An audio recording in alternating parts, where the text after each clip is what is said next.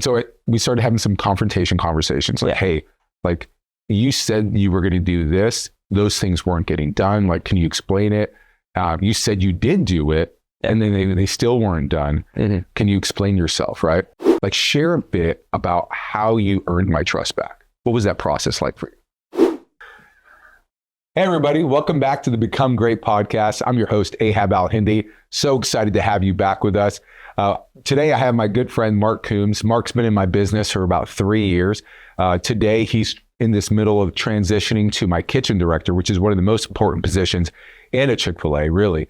And we've had a long journey, Mark and I, from starting off to where we are today. And I wanted to pull you guys into that journey because I think there's so many valuable lessons that we've learned along the way and that we've practiced in the last 2-3 years. And so, Mark, welcome, man. Yeah, thanks for having me. This is, I remember when you brought it up to me, I was like, I'm not sure, podcast, not really my thing. Yeah. Then I watched the episode and I was like, I'm doing that. I want it. Oh, right on. What was the trigger to it? It was just, you mentioned the Become Great podcast, and I was kind of looking for a new podcast. And I was like, yeah, I'll start one, see what it's like. And I thought and was like, okay, I want to be a part of this. I want to share my journey and our journey, really. Yeah, really. Well, you've been with me for 3 years. And then when you started really rising as somebody that like Alicia, who's been on the podcast before, saw and was like, this guy's pretty amazing. She said, hey, you should start meeting with him. I think he's going to be moving up in the company. And so you and I started meeting about once a week. Yes, sir. And for about 6 months we met and I didn't even talk about work. I'm just like getting to know who Mark is, right? Yeah. And, I remember when she was like, hey, you're going to be with Ahab. I was like, okay, cool. We're going to start, doing all these things I want to implement, all this work stuff. And then that first meeting, you're like, hey, we're not going to talk about work for probably the first little while here. And I was like, what do you mean we're not going to talk about work? I'll still pay you. I was like, well, that's what we do here. We work. And so just that journey of just like, I remember the first thing you taught me, it's like, you have to be, positive to yourself. Yeah. And you can't just, be negative about yourself when you make mistakes. And that was the first thing you taught me. It was just like, hey, you can't do that. You got to be positive about yourself. Yeah. You don't have permission to have a negative thought in your mind. Yes, sir. Right. It's one of those things where if I'm telling myself, like the world is there's so many people in this world who would love to tear us down. Mm-hmm. We don't have to join them. Yeah, exactly. We can be the one voice in our lives that's speaking hope, speaking truth, speaking excitement about the things that we're doing. Right. And that was something that's something I really believe. Right. Yeah. And I wanted you to learn my internal culture so that it can become yours as well. Because that's who I think when we're building leaders, we have to change the culture inside them so that they can match the culture that they want around them. That's something that's super important to me. And so 6 months, we're talking about life. We're talking about family. Mm-hmm. You shared a lot of wisdom about things that are going on in your house, how you guys systematize a lot of things. I was learning a lot. And I think you were learning a lot as well. You were really building a bond, right? Yes, sir. And then it was one of those cool moments where it's like, hey, I think I can start trusting you. A position opened up in the business for the guest services director. Yep. And we're like, hey, let's give it a go. Like this is an area that's going to be a stretch for you, but let's try this out. Like let's see how this goes. Yeah, I was so excited for it. I always wanted to do more. And I was really excited to lead a department and lead a whole team. And, at the time I really did think I was ready for it. Yeah. We had the conversation about it stretching me and I was so excited. I'm not gonna lie to you, I was so excited. And I was like, we're gonna have a great team. We're gonna make all these changes. And then getting into it, I was like, oh, I don't really know how to lead people. It's great at leading myself, but then, now I have this whole team, this whole group of people to lead. Yeah, like your Achilles heel was like, well, I can get it done faster. Why would I have somebody else do it? Yeah. Right. And that's like a pitfall a lot of leaders fall in. But you and I were working on that. We're like, all right, let's empower our people. And then there was a season of like, hey, like you kept on telling me things were happening mm-hmm. and then they weren't happening. Yes. Right. And so it was like, oh man, I'm starting to like feel like when Mark tells me something, it's not the whole truth. Mm-hmm. And I started getting really nervous. Like, I felt like I had to go around you to find the truth. It started getting really uncomfortable for me. Yeah. And so I was like, And so we started having some confrontation conversations. Like, hey, like you said you were going to do this. Those things weren't getting done. Like, can you explain it? You said you did do it. and then they still weren't done. Can you explain yourself, right?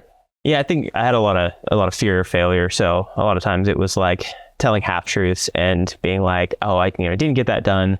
And there was like that fear of like, oh, he's going to punish me if I don't get that done.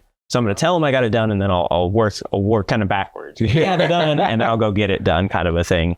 Or giving you half truths of like, oh, well, I started it, but I hadn't finished it. Yeah.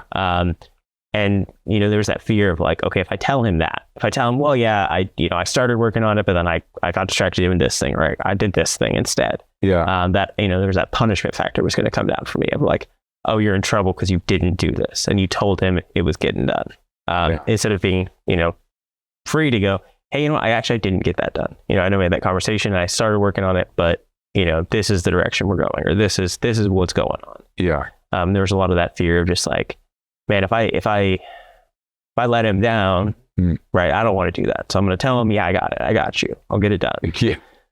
And what happened was it did the opposite for me, right? Like it became this thing where I more and more started to distrust you. Because I'm a weird leader, right? Like I will give you all of my trust. I'm like, here, have it all. Yep.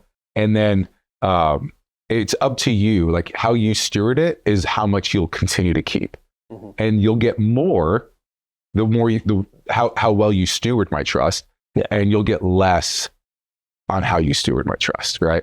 And so you started getting less and less and less trust, to the point where I was like, it's one of our core values to be authentic, to be honest, right? It's in our core values for the business.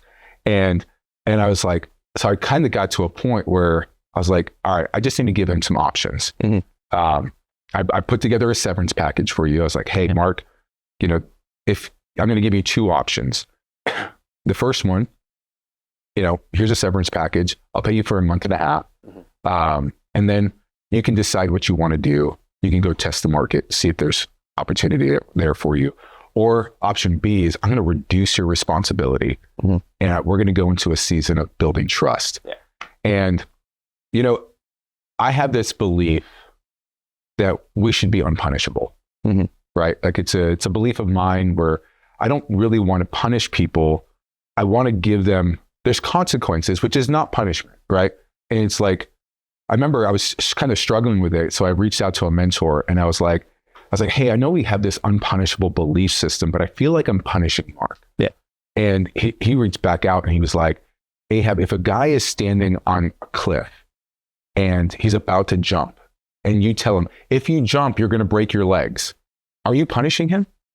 And I'm like, no. It was telling someone the consequences of their actions is not punishment. I was like, wow. That's really helpful. And so I was able to go into that conversation like, here's your options. And what did that do for you? Because that's a unique thing for like a boss to do. Yeah, I mean, I had never experienced that. My previous years were always, oh, hey, that's it, you're done, see you later, kind of a thing. So to even be given the choice of like, oh, like it's not goodbye, it's not for, it's not the end. Yeah. Part of me was like, maybe I take it. I've let him down so much. Like I'm not meeting what he wants from me. And I had a good conversation with my wife, and it was like, why don't I just try? Right? Why don't I go, hey, like let's rebuild this? Yeah. I have such a passion for service and helping people, and I'm like, I need to help myself too. Yeah. I need to choose that for myself. Right? I can't just run away. I can't have fear. Right? But I felt like if I chose that severance package, I'm running away, right? I'm not fighting. Yeah.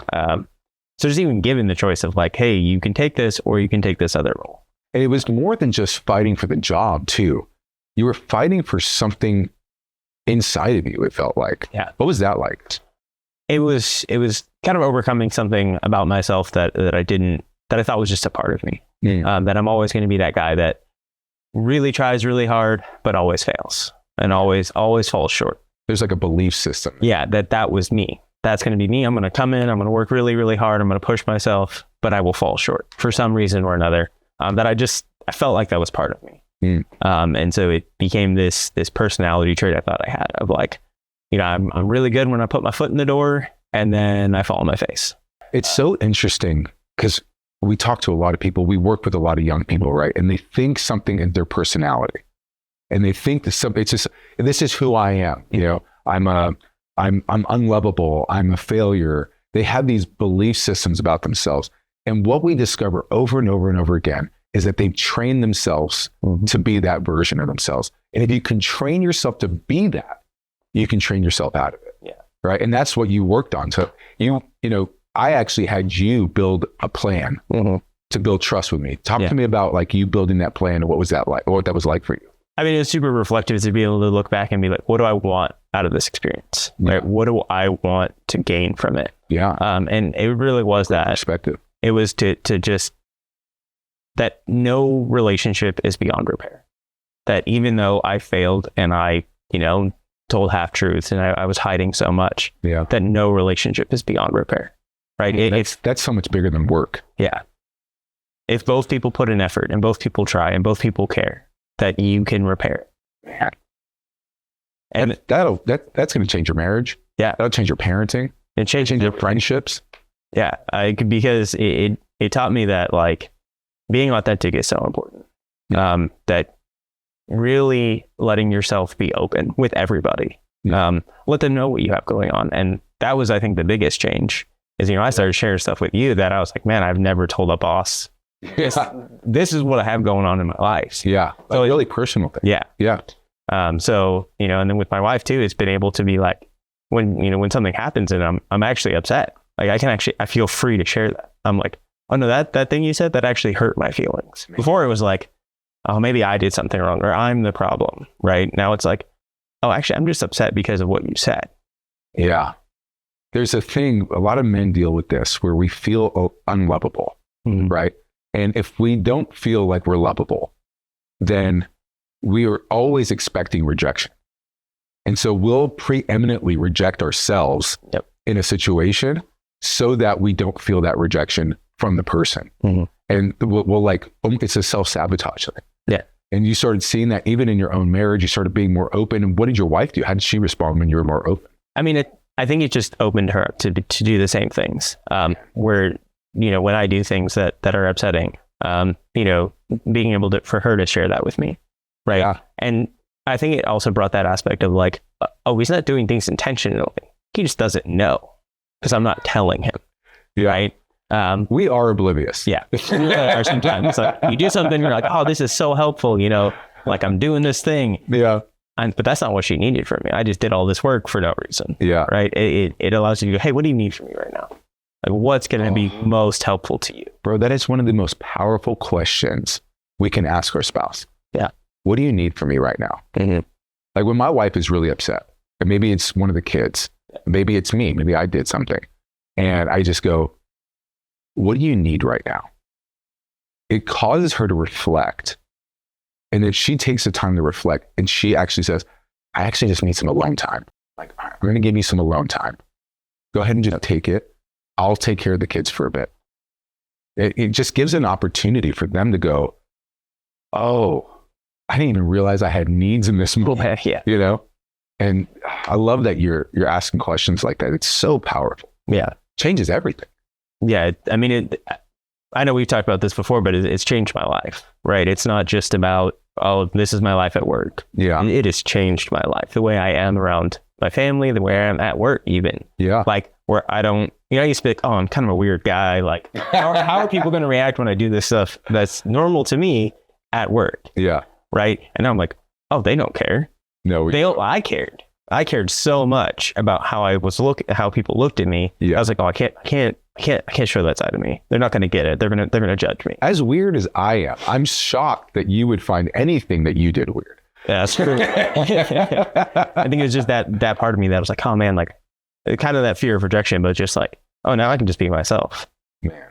Sometimes you say stuff and you're like, oh, I got to take that one back. That was too authentic for the team. But, too authentic. Right. It's good. But it's good to, have that freedom because then there's nothing holding you back. You're just free. Yeah, that's so good.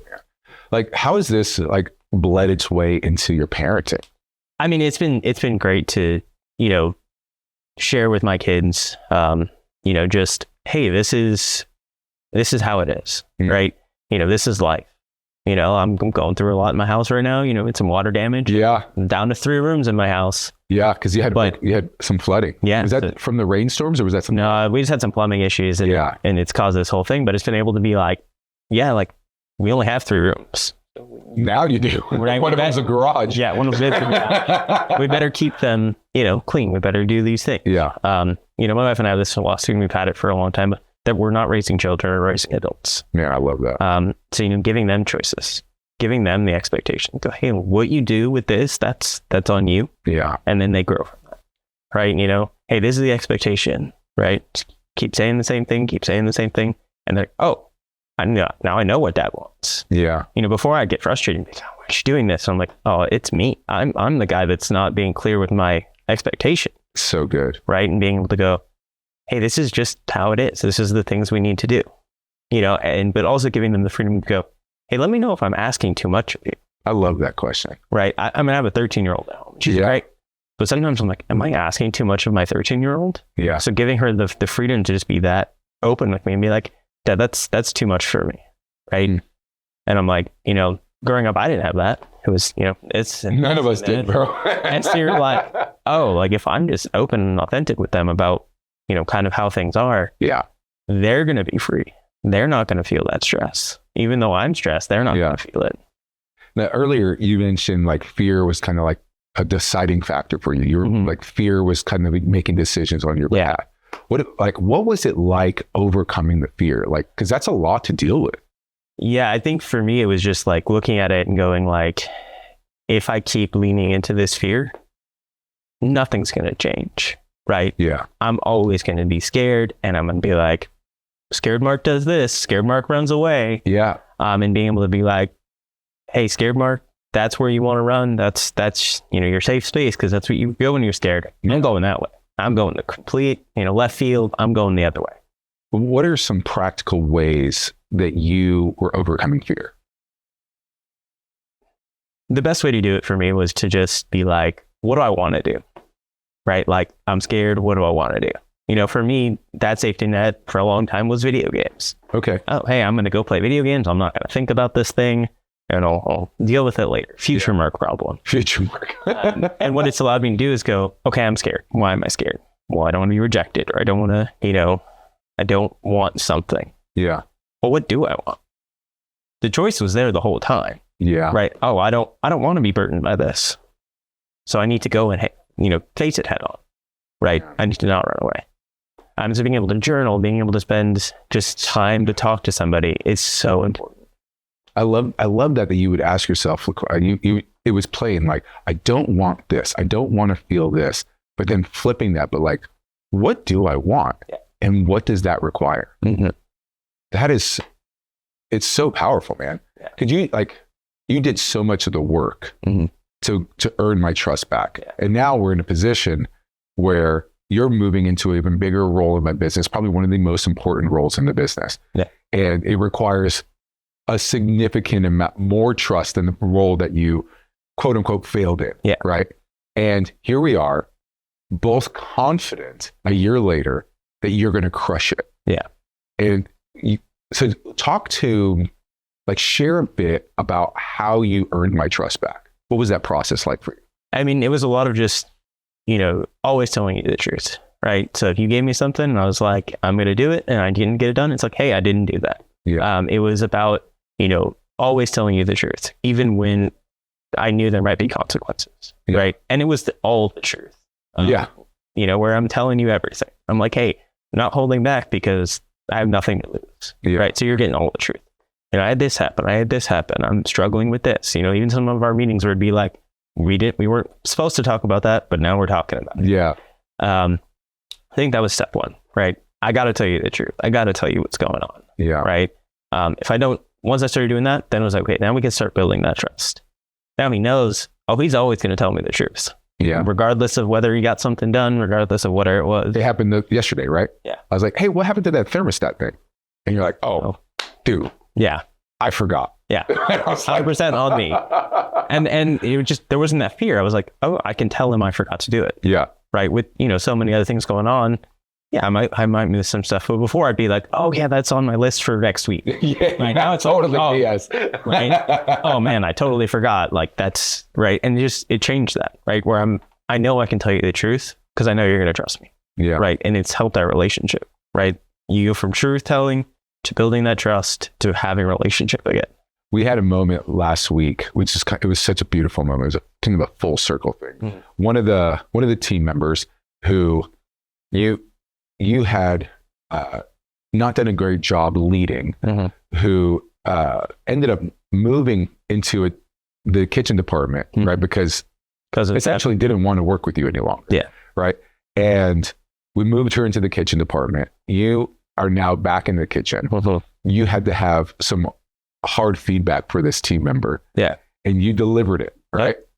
The very thing that she was requesting before, like, mm-hmm. he's always telling me I'm doing great. He's never given me truthful feedback and all that, right? And then you go into this conversation with her in a new role in a different department, and you give her truthful, direct feedback. And I remember going, this will be a test. Yeah. Like, let's see how he does. And then we check in afterwards. You said what you said you were going to say. Mm-hmm. You did what you said you were going to say. Yeah. Right. She heard what you intended for her to say. Yeah. To hear. Mm-hmm. And then she's now in the process of making the decision on, am I going to change based on the feedback I received? Yeah. And I remember bringing it up to you, I'm like, man, what a full circle moment. Mm-hmm. Like the thing that really was like the straw that broke the camel's back a year ago is now the thing that brought me the most trust in you a year later, because it was like this full circle, can't believe this, how good God is to kind of set us up like that, to like bring this nugget. And it was probably a test for you as well, like internally, like, hey, this is the same person I failed. Yeah. And here I am having this similar conversation as a year ago. Yeah. What was that like, man? I mean, I think, in the beginning when I was like, oh, like she wants to talk to me. And there was like that immediate just like fear moment of like, what does she want to talk about? Like, what did I do? And going, I didn't do anything, right? It's right. Something happened. She wants to talk to me about it. Great. Right. I'm a big thinker guy. So I'm, hey, if the conversation goes in this direction, I'm saying this. But I didn't actually, I thought about it. But then when I went into that conversation, I was like, I'm just going to let the conversation flow. Yeah. Right. Wherever we go is wherever we go. Yeah. Instead of like planning it out, going, okay, option A, option B, option C, it was, hey, what do you want to talk about today? Right. Yeah. Let her talk. Right. And then was able to then respond. Instead of it being like, okay, well, I have this objective going into this conversation. It was let her lead the conversation. And so she actually reached out to you as like, she wanted to reach out because she wanted to see change. Yeah. Right. Not from you, but in the department. Right. But how cool is it that out of everybody she could have reached out to, the person that a year earlier she did not trust, a year later she goes, I trust this guy. He's a safe place. I can have this conversation with.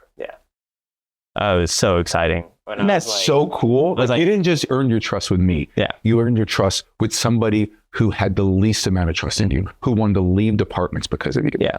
It's amazing, dude. Yeah. I say this all, but it's been life-changing. Yeah. Right. To go, oh, I don't have to be afraid anymore. I can just tell people, the truth.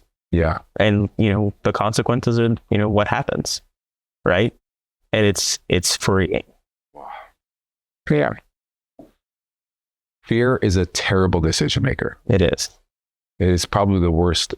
If we are the ugliest version of ourselves when we are afraid. Mm-hmm. And I have seen a different man emerge from what felt like the rubble or the ashes of that season that we were in. Yeah. And like this new man, it's like the phoenix rising up, like out of the fire. Out of the fire, right? Yeah. And I'm just so proud of you, man. Like, you have done such an exceptional job stewarding our relationship, stewarding your relationship with your wife, with your kids, with your team. I am just so proud of you, man. You are the most authentic version of yourself you have ever been. And I'm honored to call you a part of my team, and a friend. Like, I love you, man. Yeah, I love you too. It's been, that means so much to me to hear that from you. It's,